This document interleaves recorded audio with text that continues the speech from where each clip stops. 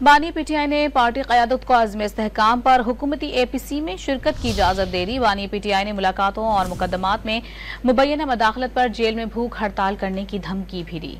बानी पीटीआई ने एक बार फिर मुल्की बहरानों से निकलने के लिए नए इलेक्शन कराने पर जोर दिया। पीटीआई रहनुमा अली मोहम्मद खान ने वाज़ेह किया है कि बानी पीटीआई ने भूख हड़ताल शुरू की तो मुल्क गिर भूख हड़ताल तहरीक चलाई जाएगी।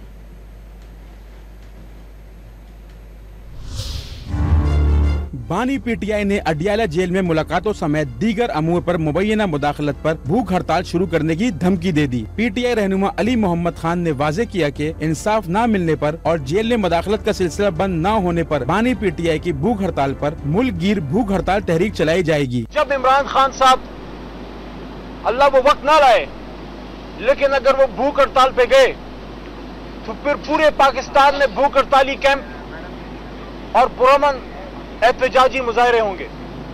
तो क्यों इस बात तक नौबत लेके जाया जा रहा है?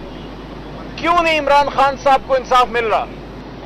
क्यों नहीं इन मामलात का सियासी हल निकलता? बानी पीटीआई ने पार्टी क़यादत को अज़्म इस्तेहकाम ऑपरेशन पर हुकूमत के ऑल पार्टी कॉन्फ्रेंस में शिरकत की इजाज़त दे दी। साबिक वज़ीर आज़म ने वाज़ेह किया कि मुल्क को कौम की खातिर APC में शिरकत की जाएगी और वहाँ अपना मौक़िफ़ रखा जाएगा। बानी पीटीआई ने दावा किया कि मुज़ाकरात और बातचीत का वक्त 8 फरवरी को गुजर गया है। मुल्की मसाइल का हल साफ शफाफ इंतखाबात में है। मौजूदा बुहरान से सिर्फ वो पार्टी मुल्क को निकाल सकती है जिसके साथ अवाम हो। शहबाज शरीफ से मुज़ाकरात करेंगे तो इनकी हुकूमत चली जाएगी। ऊपर बैठे ताकतवर ये चाहते थे कि गारंटी दो के इक़्तिदार में आकर इनके खिलाफ कार्रवाई नहीं की जाएगी। बानी पीटीआई ने ये मौक़िफ़ अपनाया कि बजट के बाद हुकूमत में बैठे लोगों की सियासत खत्म हो गई। इनके साथ वो हो गया है जो दुश्मन के साथ भी नहीं होना चाहिए। जिस इलेक्शन कमीशन ने मुल्क का सबसे फ्रॉड इलेक्शन कराया, इंसाफ के लिए इसी के पास भेजा जा रहा है। सारी दुनिया को पता है कि पाकिस्तान में क्या हो रहा है।